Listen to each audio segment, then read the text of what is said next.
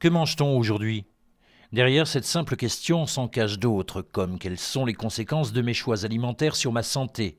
Mes choix ont-ils un impact sur l'environnement ? Mes choix ont-ils des répercussions sur la vie des autres êtres humains ? Dans la boutique de l'association Artisans du Monde à Metz, les origines des produits sont clairement visibles. Ils viennent de pays lointains, mais aussi de la région Lorraine.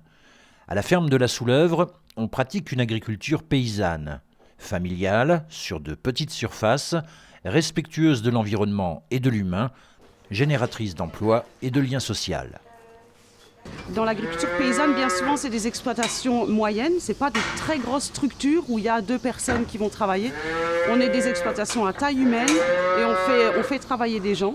On a aujourd'hui des salariés avec nous parce qu'on fait de la diversification. Pour vous donner un petit exemple, on a 80 hectares, on est 6 personnes à travailler sur 80 hectares. Une exploitation céréalière dans notre région avec 100 hectares ferait vivre un seul bonhomme. Dans l'agriculture paysanne, c'est aussi le respect de son environnement. Alors on travaille dans une proximité avec les gens qui sont autour de nous, mais il y a aussi le respect de notre environnement. Si on veut continuer de travailler longtemps sur nos exploitations, les aider pour qu'elles continuent de vivre et qu'on continue de pouvoir faire une alimentation saine, on est forcément obligé de respecter notre environnement. Donc on a dès le départ, quand on a repris cette exploitation, c'était bien sûr une exploitation classique avec des engrais. On a arrêté de mettre des engrais chimiques sur les terres. On a planté beaucoup de luzerne parce que c'est une plante qui est riche en azote, donc il n'y a pas besoin d'engrais. On aurait pu faire le choix de s'installer n'importe où, faire une fromagerie par exemple. Mais c'était la diversification, c'est parce qu'on avait un intérêt fort pour le fromage. Et donc on a une exploitation laitière, on a nos vaches qui nous donnent du lait qu'on transforme chez nous à la ferme. Donc c'est un fromage fermier. La diversification, c'est d'aller jusqu'au bout de notre produit. On est éleveur laitier, on produit du lait. On pourrait tout simplement, comme le font encore beaucoup d'exploitations en France, livrer notre lait dans une coopérative où il est transformé dans des industries agroalimentaires. Nous, c'était transformer le lait issu de notre élevage. Voilà, on aime la proximité, on vit dans un environnement, il y a des gens autour de nous. On est sortis, on a fait des marchés les dimanches quand il nous restait un peu de temps.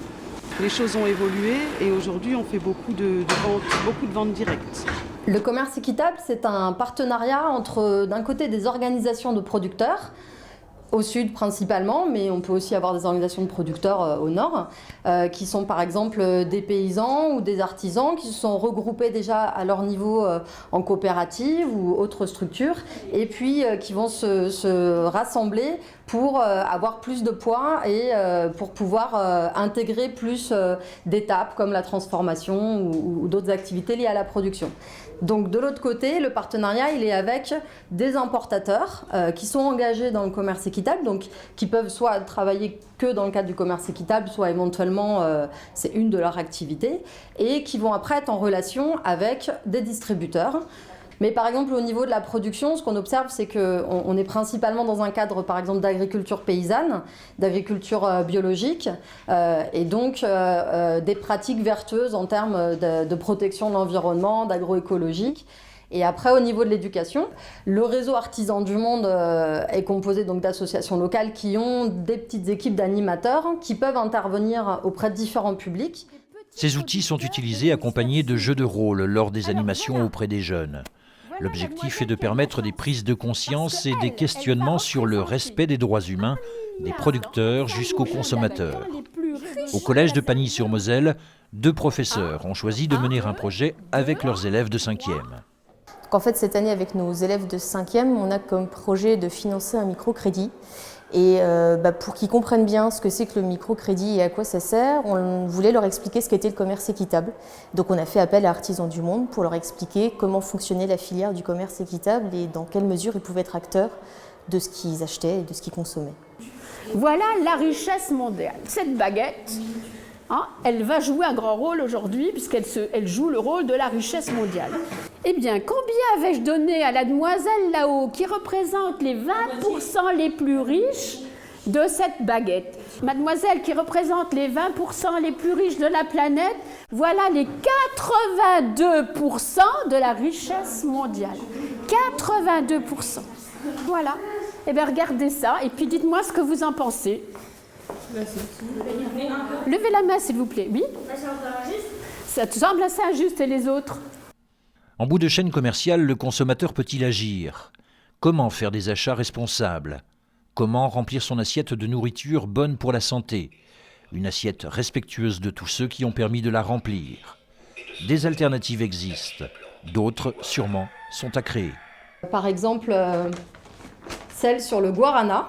Alors, qu'est-ce que c'est le guarana? C'est une petite plante qu'on trouve en Amazonie et qui est la base de boissons énergisantes. Donc, c'est un produit tout à fait naturel.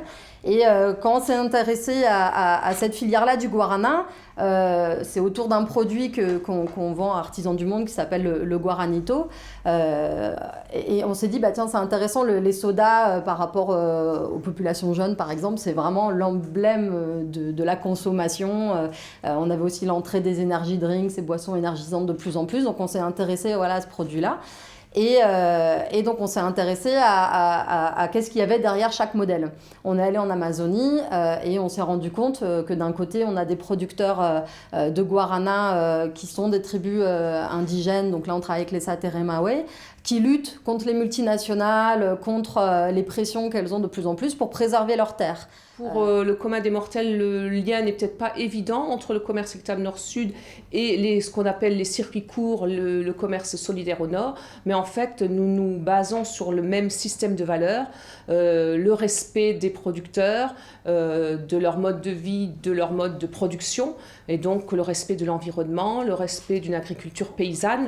Donc toutes ces valeurs sont communes, et vu les pressions économiques qui pèsent sur les producteurs, que ce soit au nord comme au sud, il est important que ces valeurs soient défendues de part et d'autre. Alors une AMAP, c'est une association pour le maintien de l'agriculture paysanne.